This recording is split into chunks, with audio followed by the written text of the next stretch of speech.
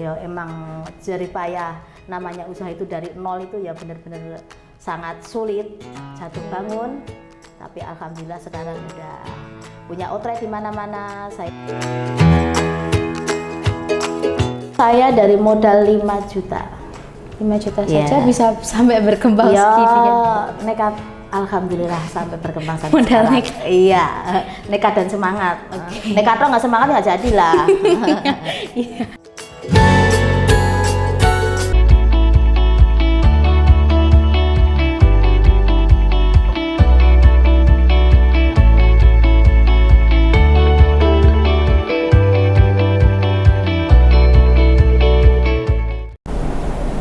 Halo, selamat pagi Sobat Podcast Esamo. Kembali lagi di Podcast Kewirausahaan dengan saya Cantika Niken Saraswati dari kelas 12 IPA 1 yang akan menemani kalian selama acara podcast ini berlangsung. Hari ini kita akan berbincang mengenai kewirausahaan yang bergerak di bidang kuliner. Nah, narasumber kita kali ini telah sukses menekuni bisnis yang bergerak di bidang kuliner di daerah Mojolaban ini.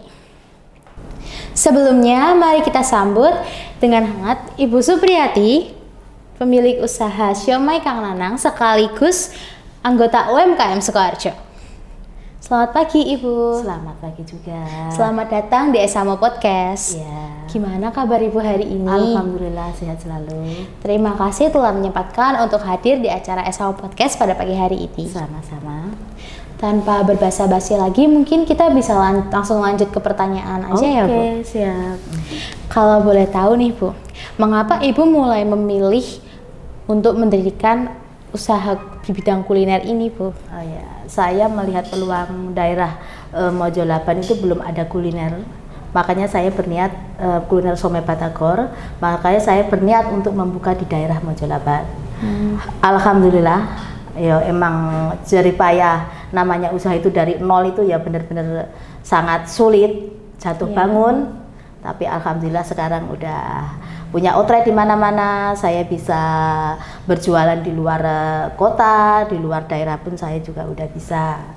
Dan juga bisa memperkerjakan karyawan. Alhamdulillah juga punya karyawan 5, stannya punya 5 juga.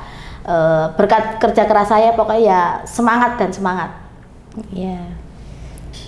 Dalam bangun bisnis siomay itu kira-kira Ibu ada inspirasi nggak sih dari orang lain ataupun dari wirausaha lain gitu? Tidak ada, karena emang saya dari dulu dari pertama di Jakarta hijrah ke Mojolaban udah berjualan siomay. Jadi tinggal memindahkan diri dan mengembangkannya di daerah Mojolaban. Kira-kira Ibu mulai mengembangkan bisnis siomay ini di daerah Mojolaban itu tahun berapa ya Bu? Dari tahun 2004. Tahun 2004. Kalau boleh tahu nih Bu, awal tahun 2004 itu Ibu mulai dengan modal berapa ya Bu untuk memulai bisnis ini? Dulu saya dari modal 5 juta. 5 juta saja bisa sampai berkembang segini kan? Nekat, alhamdulillah sampai berkembang sampai modal sekarang. nekat. Iya, nekat dan semangat. Nekat dong nggak semangat nggak jadilah. Iya. Sekarang ini kita tahu ya bahwa dalam membangun bisnis pastilah ada tantangan yang akan dihadapi. Mungkin Ibu bisa menceritakan lah gimana sih susah dukanya. Kalau dalam membangun bisnis tuh kayak gimana, waktu jatuh bangunnya itu juga kayak gimana gitu. Pertama kesini yang sangat saya kesulitan itu mencari ikan lautnya. Saya pakai ikan laut tenggiri. Sementara saya di sini kan tidak tahu areal yang jualan ikan di mana, dapat dari pasar Bekonang harganya tinggi. Ya saya tanya, akhirnya saya juga dengar dari orang kesini semua tak samper semua ini harganya segini, harganya segini. Akhirnya sekarang udah mendapatkan harga yang paling murah dari tangan kedua nelayan. Gitu. Nah untuk pemasaran ya emang dulu sulit karena makanan ini belum merakyat di sini. Saya sampai ibaratnya bisa belanja nggak bisa makan saya alamin, tapi sekarang alhamdulillah. Ya. Jadi beneran kalau membangun bisnis dari nol tuh penuh jatuh bangun. Penuh banget. jatuh bangun, bener-bener harus semangat dan punya tekad bahwa bisa maju. Kira-kira apa sih yang benar-benar bikin Ibu kuat buat ngejalanin bisnisnya ini kayak inspirasi? Ya, karena di sini belum ada. Ya alhamdulillah sekarang juga nggak ada saingannya. Somai Batagor Kang Nana Mojo 8 cuma saya doang. Iya. Jadi kira-kira berarti dari tahun 2004 itu kira-kira inovasi-inovasi apa aja sih yang sudah Ibu lakukan gitu? Inovasinya ya sekarang saya udah bisa melebarkan sayap, udah punya outlet, juga udah punya cabang, saya juga udah bisa bayar karyawan. Ya alhamdulillah sekarang 1 bulan saya itu membayar karyawan itu 10 juta. Tinggi juga. Untuk gaji karyawan. Ya. Karena ada yang semangat saya itu bisa membantu orang, membentukkan kerjaan saya bisa, alhamdulillah itu aja. Saya suka membantu tapi dengan cara memberi pekerjaan. Jadi lebih suka membuat lapangan kerja baru. Kerja. Ya. Apakah ada faktor tertentu yang Anda yakini menjadi kunci kesuksesan bisnis Ibu? Iya, adalah. Apa itu, Bu? Ya pengen maju. Satu ya emang modal papasan tapi saya berniat pasti saya bisa. Meskipun saya single parent saya bisa. Yang penting yakin tuh. Yakin, alhamdulillah kan. Anak 3 bisa mengurus semua saya. Keren sih. Mengingat perubahan dalam tren makanan, gimana sih cara Ibu tuh memastikan bahwa bisnisnya akan tetap berjalan? Tetap berjalan karena saya tidak punya saingan kan. Iya. Di Mojo 8 tetap berjalan alhamdulillah, meskipun udah makan somai di mana-mana akhirnya kembali ke saya. Mungkin saya kalau kata pelanggan saya itu kelebihannya saya itu sambalnya. Itu ya. Dan rasa somainya itu ikannya itu kerasa. Ya karena balik lagi ke awal Ibu beneran pakai ikan tenggiri asli. Karena juga tadi di awal-awal susahnya sangat sulit itu. Ya. Untuk harga yang Ibu terapkan dalam setiap menu yang Ibu jual tuh kira-kira kisaran berapa ya, Bu? Kalau untuk terapan itu satu porsinya itu 13.000, tapi tergantung kalau outlet saya karena di pinggir jalan itu saya tidak mungkin harga seperti di rumah gitu loh. Jadi gimana kita itu bisa untuk ibaratnya punya uang 10.000 bisa beli gitu loh. 5.000 pun bisa beli, tidak harus satu porsi gitu. Cukup terjangkau juga. Terjangkau. Bisa ibaratnya makan es sama somai 10.000 jadi. Iya, terjangkau sekali ya. Iya. Kalau boleh tahu nih Ibu, mungkin keuntungan yang Ibu dapatkan setiap bulannya itu berapa ya? Kisaran berapa gitu? Kisaran per bulan ya. Iya, resiko saya aja tinggi ya. Iya. Saya itu sehari bersih bisa 700. Oh iya. Ya, dari semua outlet dan di rumah. Keren sih, keren. Apakah kira-kira Ibu pernah ngalamin kerugian gitu? Kemarin kalau bulan kemarin sungguh-sungguh sangat usaha itu sangat sulit. Saya bulan kemarin itu nombok sekitar 12 juta karena emang global usaha lagi sangat-sangat sepi semua. Tidak saya sendiri. Tapi alhamdulillah untuk yang 2 bulan ini kembali normal lagi. Kira-kira apa sih yang menyebabkan kerugian? Ya karena ekonomi negara begini. Sedang inflasi. Iya, sedang inflasi. Juga sekarang apa-apa mahal. Iya. Bahan-bahan juga kebutuhan mahal, juga kebutuhan pokok juga naik. Iya, naik semua. Kira-kira kalau kebutuhan pokok naik itu apakah harga siomay itu juga ikutan naik, Bu? Enggak, karena masih ada buat saya. Alhamdulillah.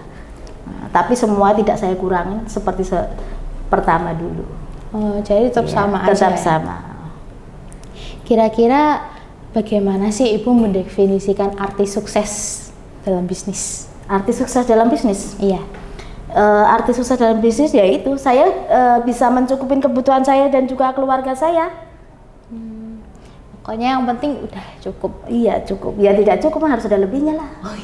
Tabungan. Iya. Buat masa depan masa tua. Apakah ada momen tertentu yang mungkin menjadi puncak bisnis, puncak kejayaan dari bisnis Ibu? Puncak kejayaan dari bisnis, kemarin saya ikut Expo di Sukoharjo. Ya alhamdulillah saya tembus bersih 5 juta itu cuma 3 hari. Keren. Kemarin. Itu kira-kira Expo itu berapa hari? Expo-nya cuma 5 hari, tapi saya ngambilnya 3 hari soalnya saya ada acara. Saya ambil 3 hari tembus 5 juta itu. Keren sih. Semua difasilitasi oleh dinas, tidak bayar apapun. Makanya bener-bener gratis. Gratis tis karena jadi saya anggota UMKM. Oh. Gratis. gitu. Kira-kira untuk para calon pengusaha di masa depan nih Bu, apakah ada tips untuk menjalankan bisnis kewirausahaan? Ya ada lah. Anak-anak untuk semua yang pengen kuliah, ya kuliah aja. Tapi tetap harus bisa berbisnis. Harus bisa berbisnis, jangan mengandalkan semua. Saya mau kuliah di sini kedokteran, ya belum tentu ntar bisa jadi dokter atau bisa jadi apa.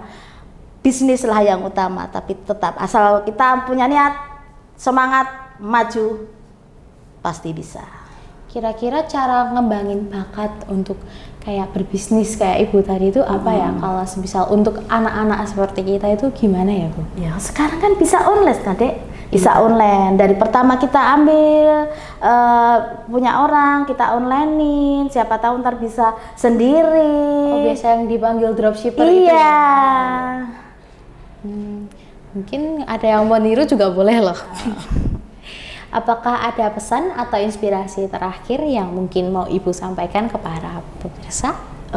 Pesan akhir ya, kita sebagai seorang perempuan jangan nggak bisa cari uang, harus bisa.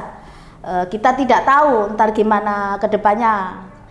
Seperti saya, sekarang saya jadi seorang single parent, anak 3, alhamdulillah saya bisa. Pokoknya buat perempuan se-Indonesia harus bisa mandiri, harus bisa punya pendapatan buat membantu suami kita dalam ekonomi keluarga. Keren. Mungkin sekian, terima kasih Ibu telah berbagi pengalaman selama berbisnis kuliner ini. Dengan podcast ini kita bisa mengetahui kisah Ibu membangun bisnis rumah makannya. Tak lupa juga membagikan pengalaman, perjalanan, wawasan, tantangan, dan masih banyak lagi. Bagi calon wirausaha, semoga podcast ini membantu bagi kalian yang ingin memulai wirausaha. Oke teman-teman, jangan lupa untuk like, comment, and subscribe YouTube Esamo Mojo 8. Akhir kata, saya pamit undur diri. Sampai jumpa di Esamo Podcast selanjutnya. Awalnya podcast, akhirnya sukses. Bye-bye!